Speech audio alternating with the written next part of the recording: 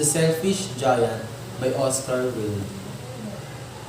Every afternoon, as they were coming from school, the children used to go and play in the giant's garden. It was a lovely garden with soft green grass. Here and there over the grass stood beautiful flowers like stars.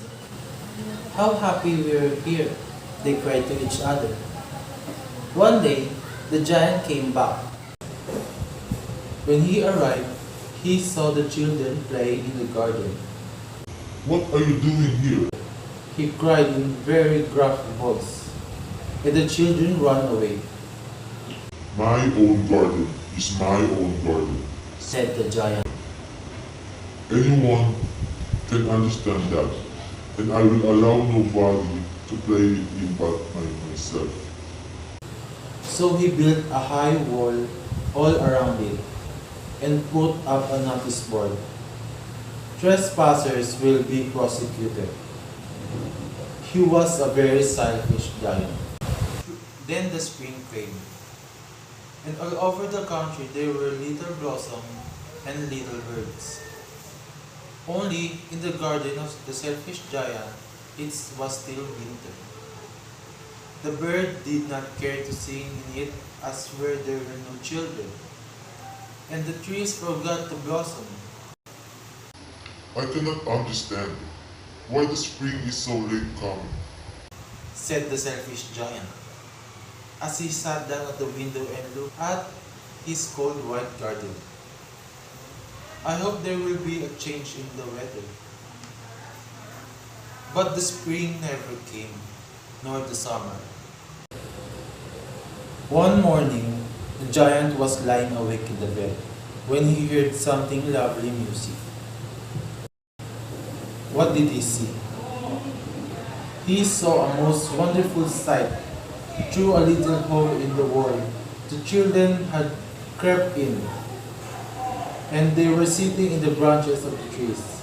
In every tree that he could see, there was a little child, and the trees were so glad to have the children back again that they had covered themselves with blossom.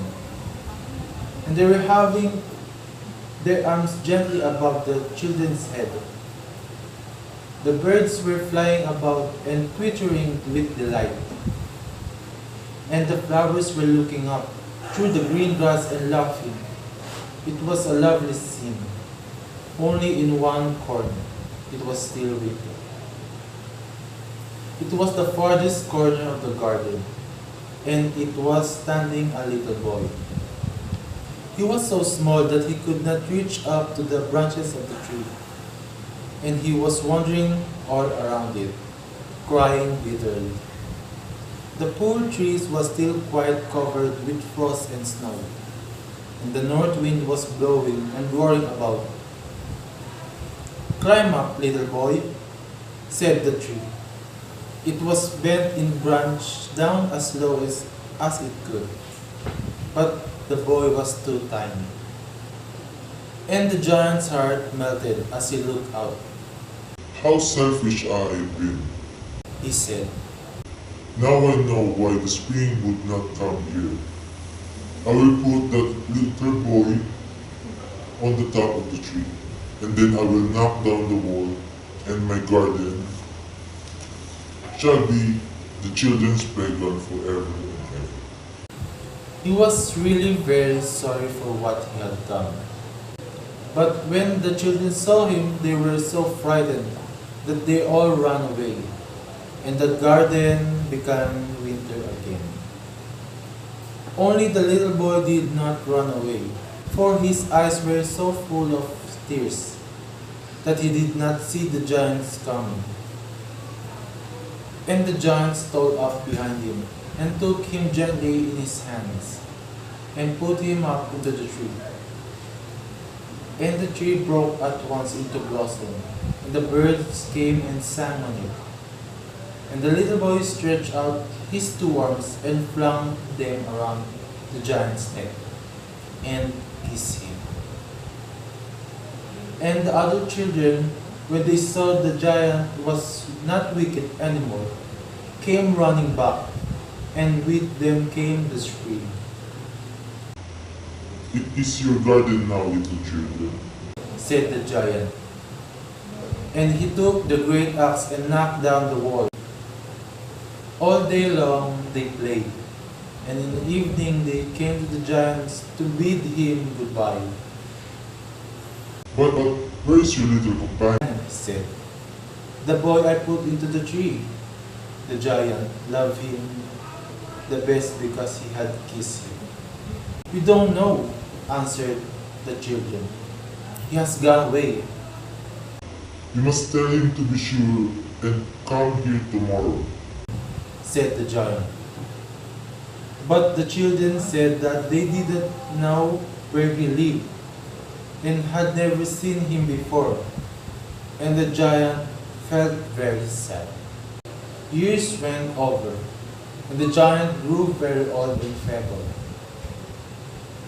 He could not play about anymore, so he sat in a huge armchair and watched the children at their games and admired his garden. I have many beautiful flowers, He said, but the children are the most beautiful flowers of all. one winter morning he looked out of his window as he was dressing. He did not hate the winter now, for he knew that it was merely the spring asleep and that the flowers were resting. Suddenly he rubbed his eyes in wonder and looked and looked. It certainly was a marvelous sight. In the farthest corner of the garden was a tree quite covered with the lovely white blossoms. Its branches were all golden, and silver fruit hung down from them. And underneath stood the little boy he loved. Downstairs ran the giant in great joy, and out of the garden he hastened across the grass and came near to the child.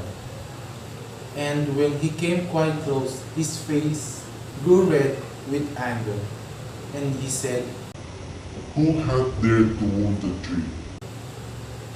For on the palm of the child's hand were the prints of 2 nails, and the prints of 2 nails were on the little feet. Who had dared to wound thee? Cried the giant. Tell me, I may take my big sword and slay him. Nay, answered the child, but these wounds of love, Who art thou? said the giant. And strange awe fell on him, and he knelt before the little child. And the child smiled on the giant, and said to him, You let me play once in your garden. Today you shall come with me to my garden, which is paradise.